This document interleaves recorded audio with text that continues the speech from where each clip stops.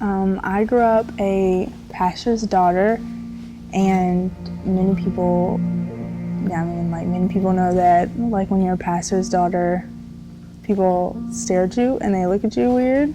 Not really, but they, like, expect certain things out of you, and it's kind of like if everybody in your grade is doing something, if you do it, it's going to be worse just because you're a pastor's daughter. And growing up with that kind of, like, gave me anxiety, and it was just, I struggled with that because I felt like everybody was always expecting a lot out of me. And when I was 8, I decided to give my life to Christ, and I remember it. Me and my dad were on the way back from gymnastics, and we were talking about it, and he was like, "Are you sure this is what you want? Like, go inside, take a shower, and we'll talk about it after." So we sat on my bed and we talked about it, and that night I accepted Christ in my life. And I think I was at such a young age that I knew about Jesus, and I knew that I wanted him in my life, but I didn't know him. So once I got into middle school, since I didn't really know him, I began to struggle, and I found that I didn't want to go to church, and I found myself just avoiding it, and I didn't talk to God, and I never read my Bible, actually. It wasn't until the 8th grade that I started going to the life group, and I'd never really been involved with the youth before that, so it was good for me to get involved in just that little way, but it helped. And I met a girl there named Katie Carter.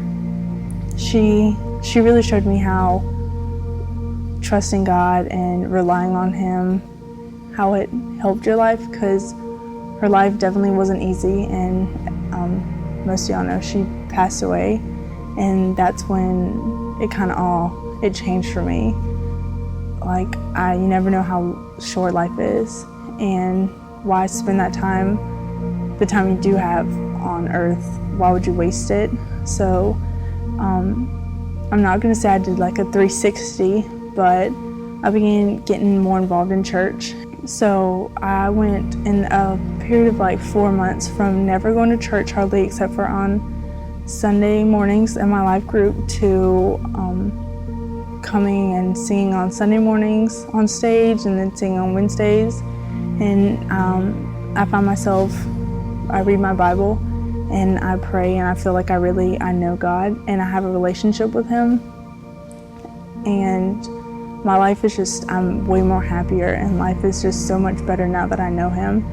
And it kind of goes to show you can grow up a Christian and be taught all of that for your whole life.